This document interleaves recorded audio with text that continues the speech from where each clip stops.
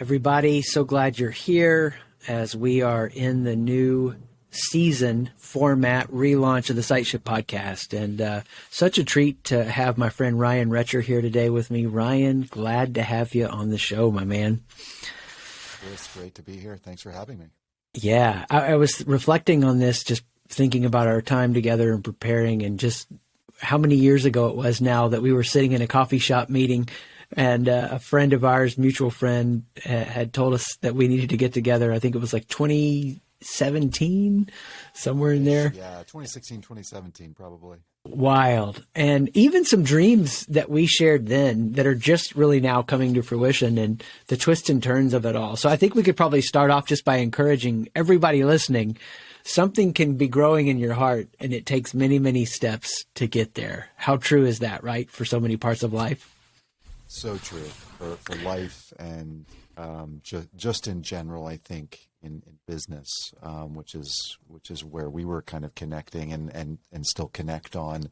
It's fascinating to watch entrepreneurs and just see that you go through so much, and it's usually 2-3 years in, you're just ready to give up, and then not magically, it starts to click. Yeah, man. I've felt it and seen it so many times. Well, I'm really inspired by your story. And there's, more than maybe some people that are on the show with me here. I feel like your story is the contours of it more fresh in my mind and just familiar with it. And I'm eager for people to hear some of the moments you've been through that you have really come to a real clarity. So a little different. Ryan didn't know this was coming for any listeners, but just to know some of these twists and turns, because I think it's such a powerful part of your story. Even as we dive in, I'd love for you just to tell us real quick what you're doing now, and then take us back to that moment, when you were in banking and you were having kind of this wake-up call, and articulate that. So like high level, what you're doing now and what that wake-up call was for you. Yeah. So right now, I'm in two things. I help run a venture capital company that invests in early stage companies, very impact driven. And then I'm an entrepreneur, and I have an early stage company myself that I've been building the last couple of years in the education space, specifically working towards innovating education. Oh my goodness. And the connection we've had around this, I maybe let's do this before we go back to that moment. Tell me why banking or why education needs to be innovated. Like what's for you the passion point there? Yeah, it actually goes back to kind of that transition out of banking and my own experience. I don't know if you want me to go there quite yet, let's do but it. It's literally why I do it. And I had zero interest in education historically. I grew up, my dad was a school teacher and a varsity basketball coach, and was around schools even outside of my own personal school experience, because my dad was at school all the time. I was at school all the time, into the evenings, basketball practice, weightlift training, all this stuff, From my earliest memories, I was in schools and around educators, and when I was getting to the point, I was 18 years old and had to make a decision of what I wanted to do. Education was low, probably at the bottom of my list of things that I was personally interested in, and going back, there's a lot of reasons for that, but I just really wanted something different. And I go to college, and I choose to go to school for accounting because I was interested in business. I knew some accountants, and I had no experience in accounting. I took a business class at high school and had a great teacher there that was actually part of my inspiration of choosing accounting in the first place, because he was interested very specifically in accounting. It's wild how that makes a difference when they spill over to you. Totally. Yeah. Educators make a massive impact, and we all have a teacher or several teachers that they just sparked something in us. And that inspiration is why I'm still so very passionate about supporting educators.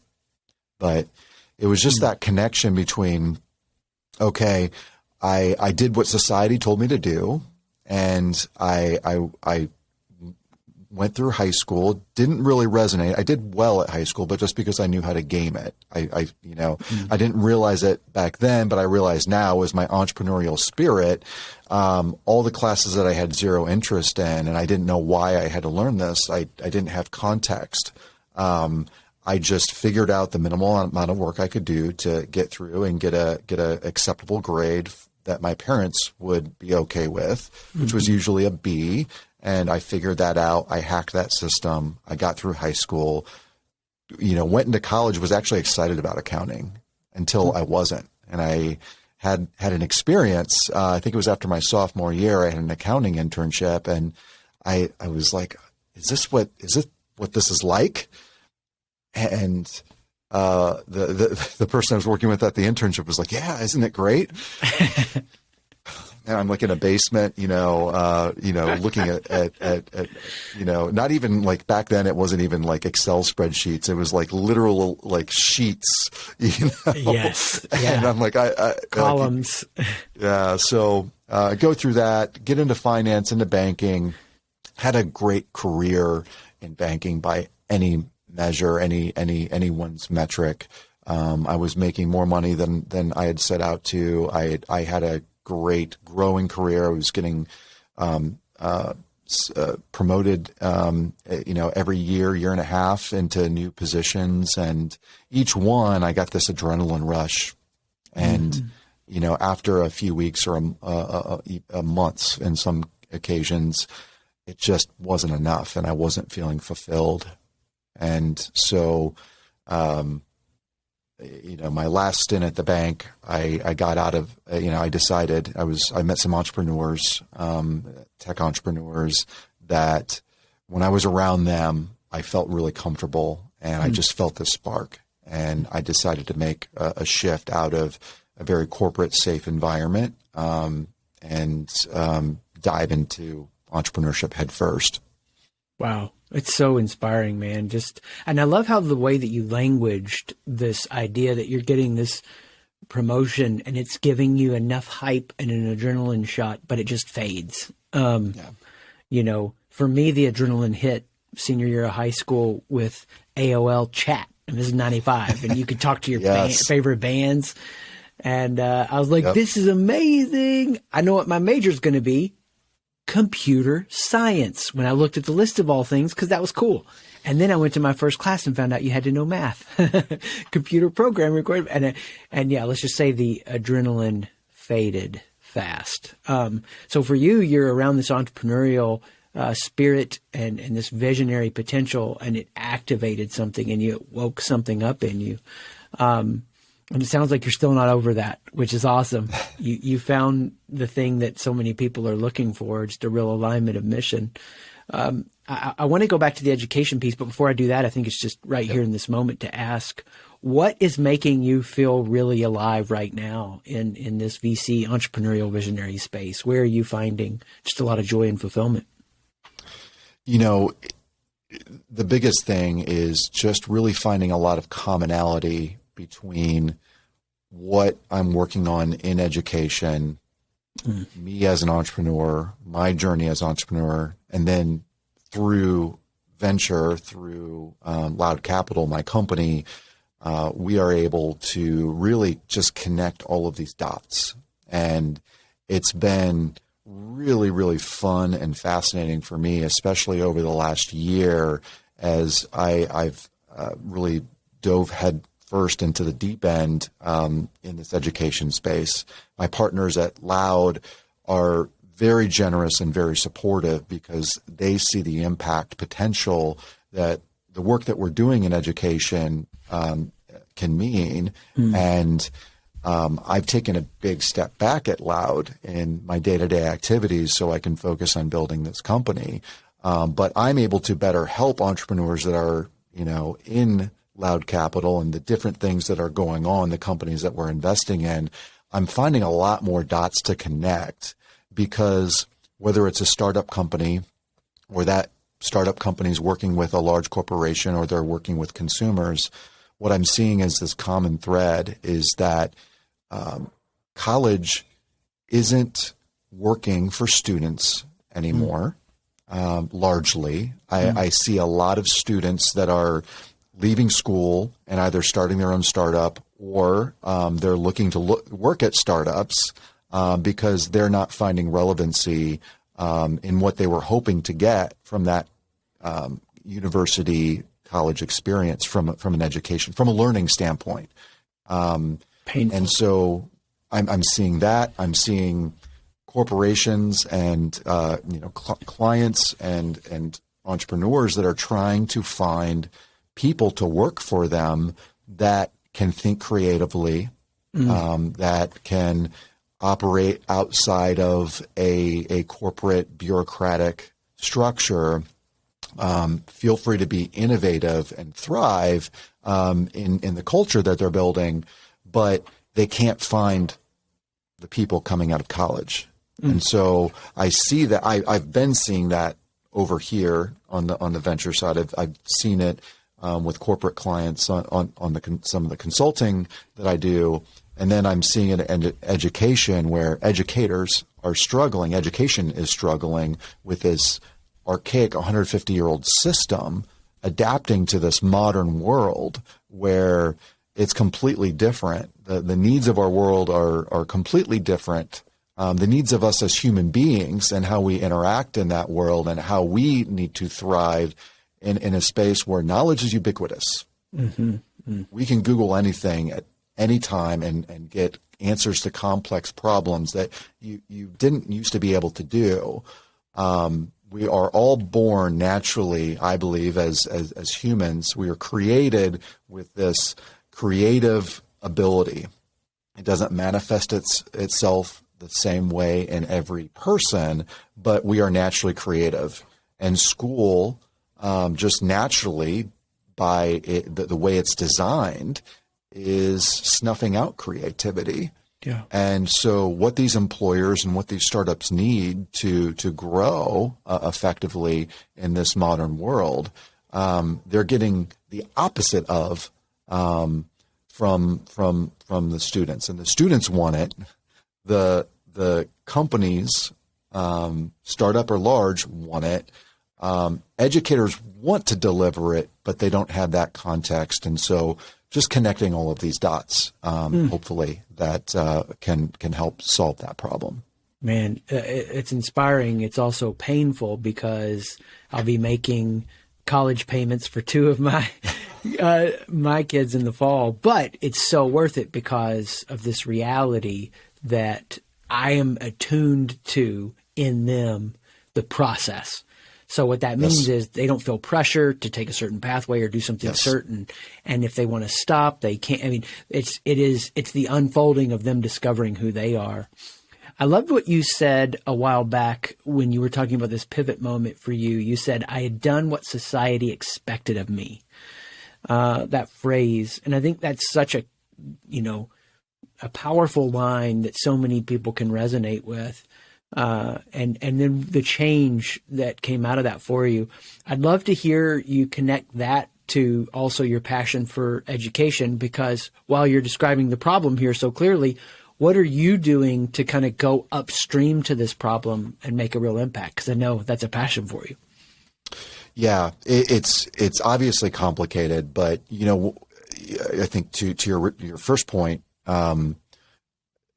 what society expects of us, or what the historical norm, at least over the last 150 years, has been in America, is this kind of stair step, life where it's linear. You just want to go up and to the right, and you climb stairs, and you do that through different phases of life, and that's what society expects. That's what parents generally, my parents, their parents have.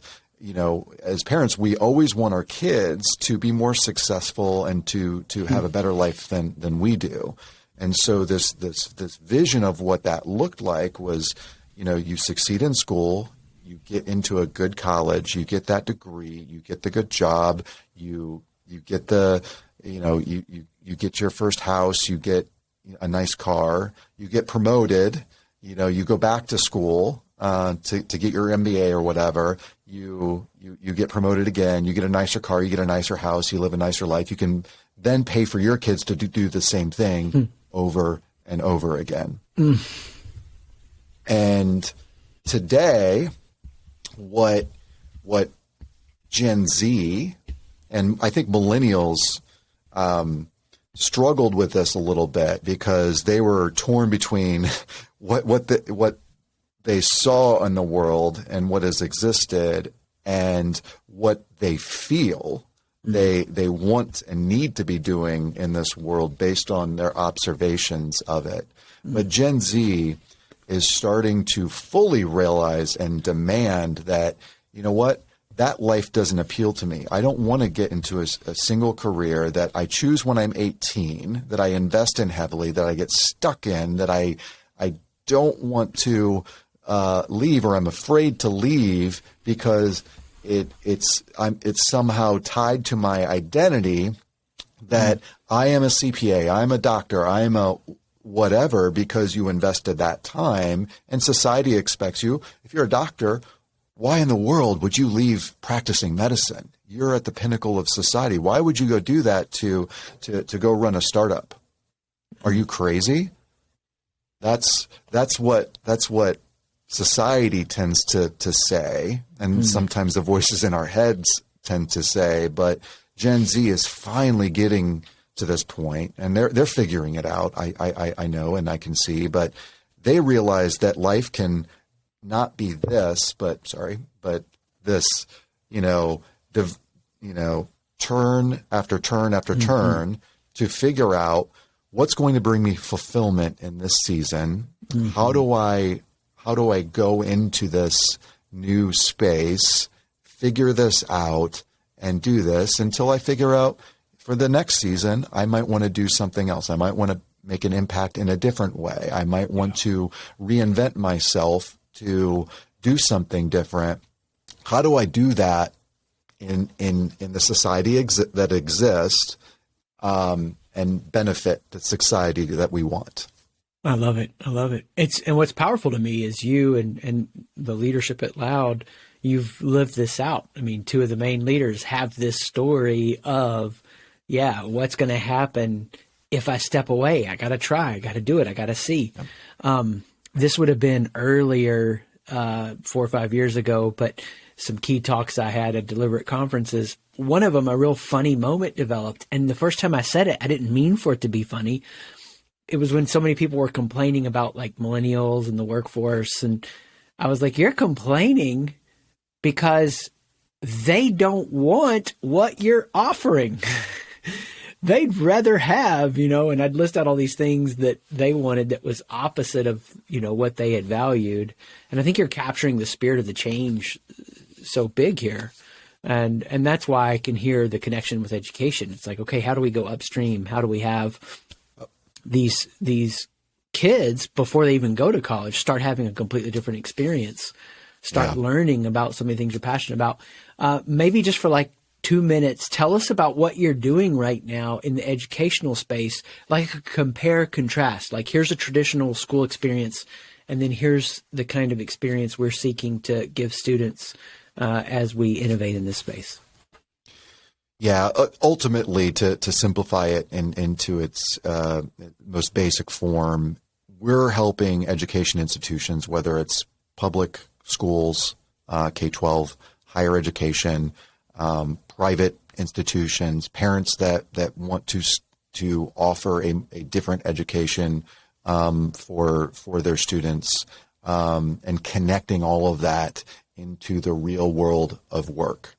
So to some of the things I talked about before, one of the biggest gaps in all of us really discovering what we're most passionate about and excited about doing and gifted and how do we figure out how to leverage our gifts, our passions, our interests, where we want to make an impact when we don't experience anything.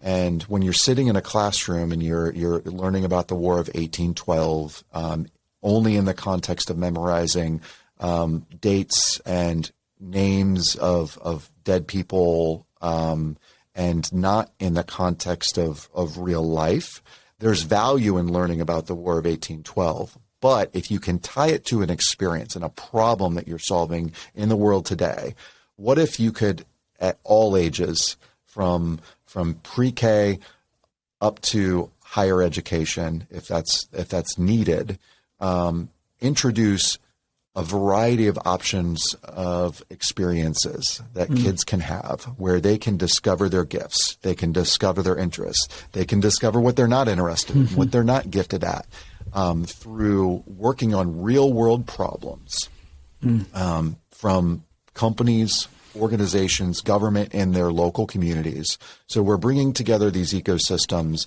of all of these institutions that exist in a typical community, companies, nonprofits, government, etc.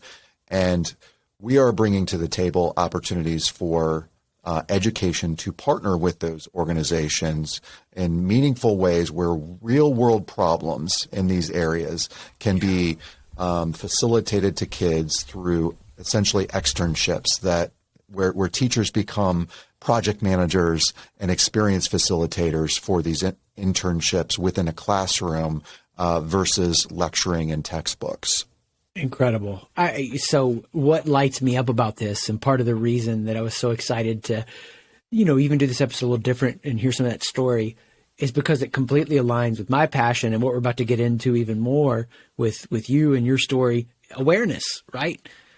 If I could have done some things that I did in my 20s at that level of school that you're talking about, how much more I would have been accepting of who I am, aware, and now I had some weird experiences, like starting a jewelry business in the 9th grade, and, little things that were like scratching that itch. I got $2 in this necklace. It took 30 minutes to make it. I can sell it for 15 at school.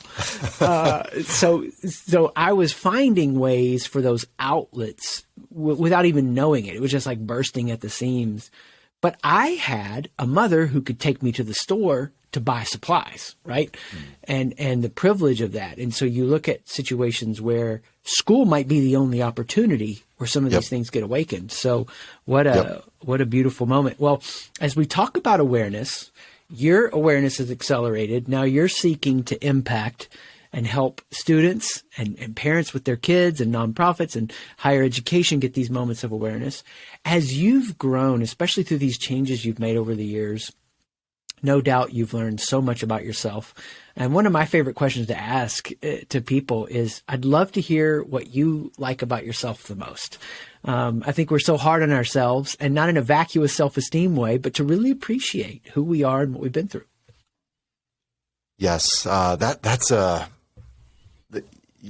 you really targeted that question at me. I'm one of those people, I don't like talking about myself. I like reflecting about myself. I don't like talking about myself in that context. So, but I think what I like the most about myself is I've developed this ability to be very self-aware and resilient in the sense that I can learn new things about myself every day. I can learn them from feedback from other people, from experiences, from mistakes I make. And I've gotten to the point where I embrace that as an opportunity to look inward. And, when someone calls me out on something, that's an opportunity, and I can take I can lean back and start to reflect and be like, man, you know what? You're right. Even if they're totally wrong, because of lack of context or something like that, it's an opportunity for me to see from their perspective how they see me, and most of the time they're absolutely right. And I can learn from them. But even when they don't have enough context to understand, I can correct myself and be better in the future. And once I've gotten to that point where I can do that, and I generally don't get upset or bothered by anything, even if it's really negative. It's been a positive experience to get to that point. That's awesome. What a curiosity, right? That you're leaning into the things that so many people would avoid. And sure, life can be hard and it can be full of challenge, and we're all challenged in different ways at different times. But that's that silver lining in those challenges, So that's definitely been affirmed, at least from my experience with you. And I would say that's something that you're continuing to get better in. And I think that's what's fascinating to me about growth and the human potential is we tend to, weirdly how life works this way, we tend to be in circumstances that grow something in us, if we'll cooperate with it, that is already very developed. It's weird that when I look at like what makes the highest performing teams that we work with, that definitely the ones we're trying to build through the organizations we serve or the team at SightShift, it's not a group of well-rounded individuals. It's a group of people who have had a lot of circumstances and things they've leaned into that have cultivated and developed parts of them that are very peaked, and strong. And I just find that fascinating, right? And you've been definitely, living that out with your story and the fact that it's still a value. I mean, you're probably already at a very high level. So you're talking about going from this, 93, 94% to 95, 96%. That's really inspiring.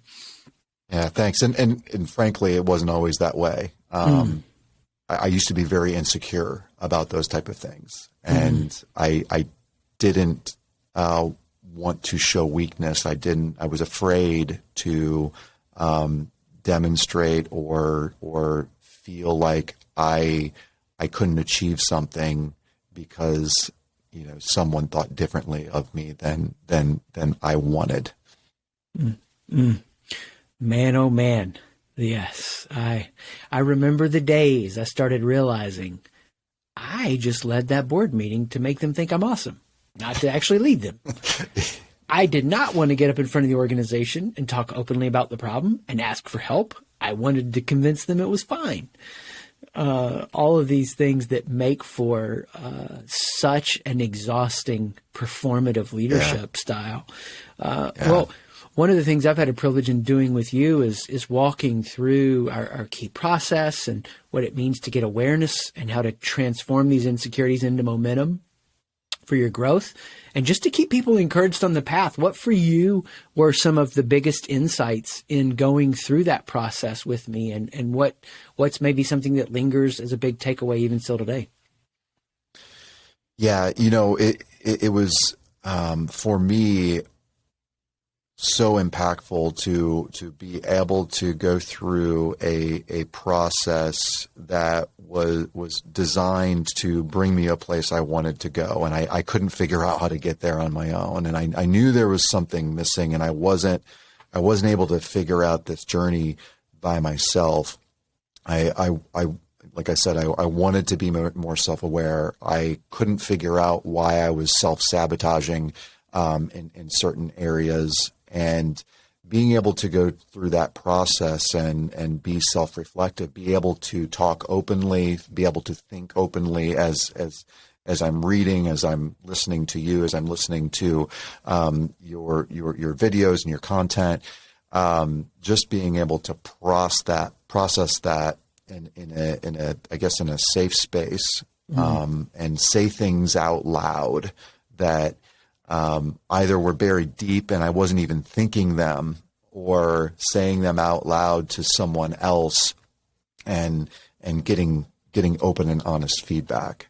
And that process, whether it was my own time invested in it or with you during the process, that ability to discover really what those essentially the fear was that was causing the roadblock in me achieving who I wanted to be. And, once I unlocked that, it helped me so tremendously, and I wanted it for the rest of my team. And then I saw how it could really help the entrepreneurs that we're investing in, because once I went through that, I started seeing things that I didn't see before, things that were just kind of like a gut feeling, that gut brain that we have that tells us something about something that we're hearing or that we're seeing in people's physical appearance as they're talking to you. I always had this pretty good, not always, I developed a pretty good instinct, and it was just this gut. But once I went through this framework myself and I was able to see things in myself and continue to grow in that, it really unlocked this ability for me to recognize some things in other people as we're either looking to invest in them, or after we're investing, I see them going down a rabbit hole that I've experienced or that we've kind of talked through, and basically able to help process that. Yeah, man, that's it's so rewarding when somebody does the work, these shifts occur, and it's how it's supposed to work. It's like you become a spring, the water's flowing, it's got to go somewhere. You're not like a pond where there's the scum growing on top because it's stopped up. There's an expression, there's a flow through. And to hear the way you connected the dots and went to that impact is really awesome. Now, like me, when you learned this and you learned how to transform your insecurities, all your problems went away. You didn't have any more challenges. You never felt insecure again. So I'd love to hear, kind of right now, what's the edge for you? Where are you feeling challenged in your own growth? What are you trying to see happen? And maybe even vulnerably just current insecurity, if that connects, or if there's something that would be in your heart or mind with that. Yeah, and I know it's cliche, but just discovering and being okay with that I'm never done. It's not something that you can go through any program or anything. You can't read a book and just say I'm going to make these changes and be done. And once you recognize that and you apply the tools as different things come at you, because there's always something different. Yeah. I'm going through different things in this season than I have ever before. And without that framework to process some of these new instigators to some of my old fears, my same fears, it would be very hard for me to recognize what's wrong and what's going on. And I could just get stuck again. And to summarize, I think the biggest impact has been for me that I'm able to process and bounce back so much more quickly. I hit a brick wall, and I'm able to, instead of want to go into a cave and just sit there and cry for a week, I have the tools to process that, and within a few moments or an hour, at the most a day, I can process that and get over it. And sometimes it's a good thing. Sometimes it's like a high, something that should be really good and is exciting, but I don't feel that way. Yeah. And I don't know why I don't feel excited about something good that happened. And, being able to process that and, process through that, what should be a high, get there, and then, move forward and continue working. Yes, I love that. I mean, because we're never done growing our awareness. And I think for those listening, Ryan's talking about a process or a framework we teach. It's really a model and a framework together. A model for how you grow, a secure identity, overflows to a clear mission, and attracts and builds healthy community, and then a framework for how to work in each moment. And just for those listening, just find something, find something that you can learn and dive into that's going to get you in a place that you don't have these dangling loose ends in your mind keeping all of your processing power consumed. Because what ends up happening is you're triangulating from that fear. They're not going to like me. I'm not going to do a good job. I'm going to mess this opportunity up. Whatever you're experiencing it as a conscious fear is going to consume so much of you. And really, so quickly, you're not living. There's a quote by Ray Bradbury I love. He says, thinking isn't living. Thinking is the container that holds living. And, we just so often, as you progress down this path of adulthood, which is where we started, become obsessed with trying to figure things out along these lines of, I don't want to be exposed. I don't want to be seen as inadequate or, whatever. So thank you so much. What part right now for you, as you look at the world, your connection with so many leaders and different companies, what would you say right now is a message a lot of leaders need to hear just to be encouraged right now?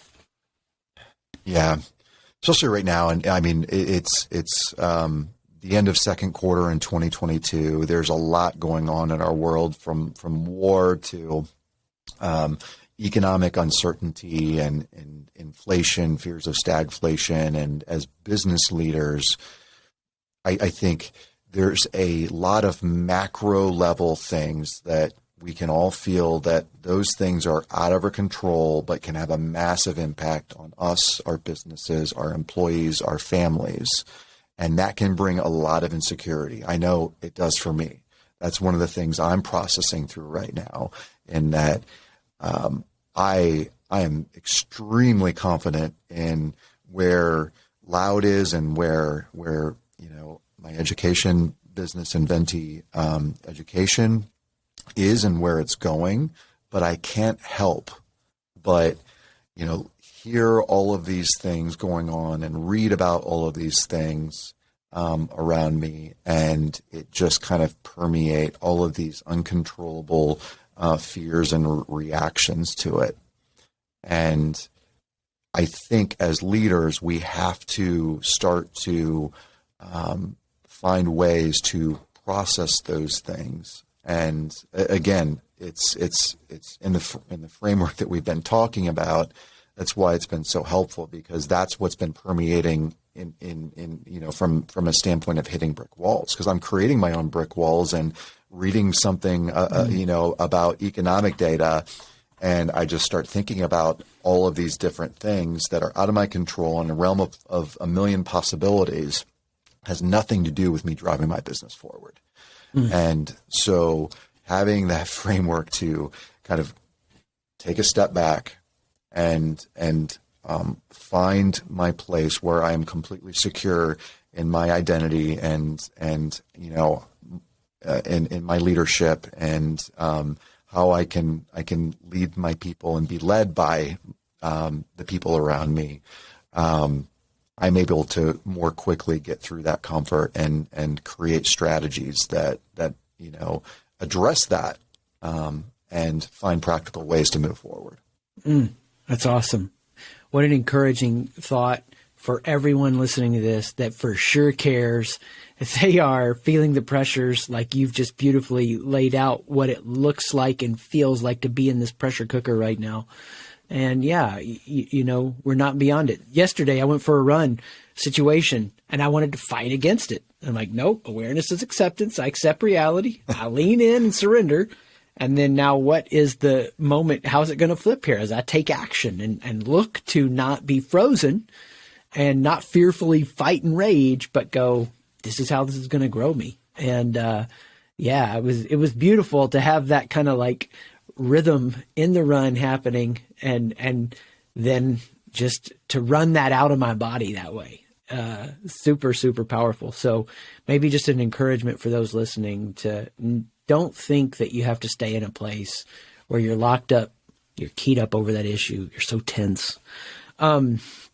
What would be a place that for those that maybe just want to know more about what you're working on or be inspired by you, or something you've got to share that you'd love for people to check out? Any specific place you'd like to point people to? Yeah, on the venture side, like I said, we support early stage entrepreneurs that are doing impactful things. We invest for impact. We invest in underrepresented entrepreneurs. About half of who we invest in are people of color, women, LGBTQ plus community, groups that are largely underfunded. And these entrepreneurs need a lot of support, and whether it's interest in finding out how to support these companies or make an impact, that's our passion and what we do. On the Loud side, on the education side, one of the things that I think connects into this whole discussion is that the education space, one of their biggest roadblocks, I believe, to innovating in education is addressing their own fears of change and what that means for them. I think that there's a lot of opportunities outside of education to support this by creating opportunities for partnering with schools in your community and providing these opportunities for experiences. And we can help connect dots on that in meaningful ways that are really low touch for organizations and high impact for the students that get to experience it. So awesome. Two very unique ways. I love it. Obviously, in the things that we're working on. Awesome. Thank you. So it's loud.vc, as he was sharing about Loud there, and then spell out Inventi for him and give him the URL for that. Yeah, it's inventiedu.com, inventiedu.com. Beautiful, beautiful. And we'll make sure to have that too as we share the episode, the links for that. Ryan, thank you. Inspired by your story again. I get to hear stories of leaders and their dreams, and I don't take that for granted. And some of them just hit me like right between the eyes. And yours has done that more than once. And so please keep leaning in. Likewise, Chris. Doing the good work. So glad to have you here today, buddy. Peace. Thank you.